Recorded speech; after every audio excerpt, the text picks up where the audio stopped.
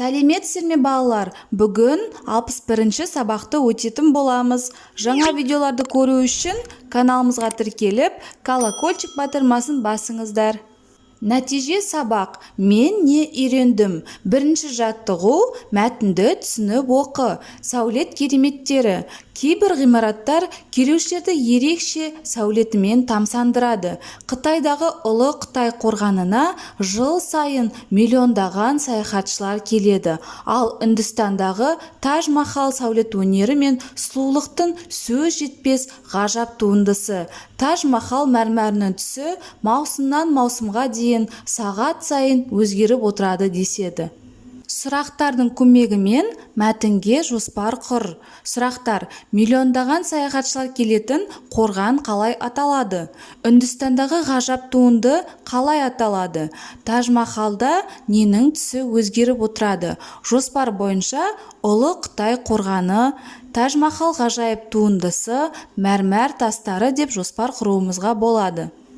Жоспар мен тірек сөздерді пайдаланып, мәтіннің мазмұнын жаз. Тірек сөздер: сәулет кереметтері, тамсандыру, Ұлы Қытай қорғаны, миллиондаған халық, Таж-Махал, мәрмәрдің түсі, маусымнан маусымға дейін сағат сайын өзгеріп отыру. Ұлы Қытай қорғаны. Қытай қорғаны Қытайдағы ежелгі қорғаныс құрылысы. Күні бүгінге дейін миллиондаған халық тамсана қарайтын Ұлы Қытай қорғаны сол заманда да сәулет өнері өте жақсы дамығандығының бір көрінісі. Бұл қорғанды салу мақсаты солтүстігіндегі Ғұн және Дунху сияқты көшпелі тайпалардан қорғану үшін өз шекараларына осындай қорғаныс жасаған. Таж-Махал ғажайып туындысы. Жамуна өзенінің алабынан жоғары жатқан кереметтей жарқыраған ұлы ғимарат Таж-Махал кесенесі. Үнді сәулет өнерінің тамаша үлгісі ғана емес, бүкіл жер жүзінің мақтанышына айналған әлемдегі 7 кереметтің бірі. Сәулет өнерінің осындай кереметтеріне тамсанбау мүмкін емес.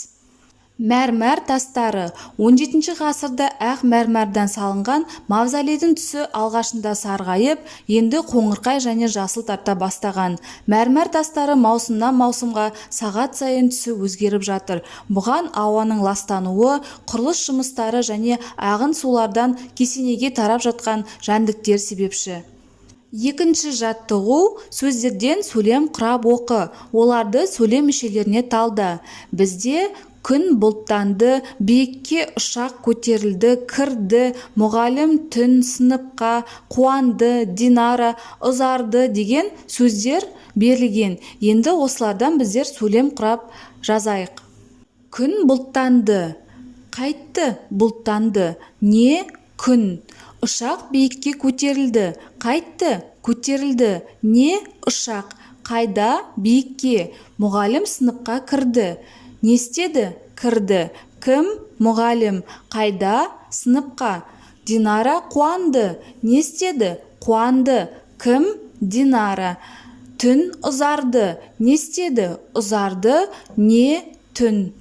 Құраған жалаң жайылма сөйлемдерінді тиісті пойыз вагонына орналастыр. Бұл сөйлемдердің бір-бірінен айырмашылығы неде? Жалаң сөйлемде бастауыш пен баяндауыштан тұрады. Жайылма сөйлем бастауыш, тұрлаусыз мүше және баяндауыштан тұрады. Олай болса, күн бұлттанды, Динара қуанды, түн ұзарды деген жалаң сөйлемге жатады. Ұшақ биікке көтерілді, мұғалім сыныпқа кірді. Бұл жерде бастауыш, тұрлаусыз мүше және баяндауыш болғандықтан жайылма сөйлемге жатады. Үшінші жаттығу: сызбаны толықтыр. Сөйлем мүшелері мағынасына қарай өзара байланысады. Олардың байланысы сұрақ қою арқылы анықталады.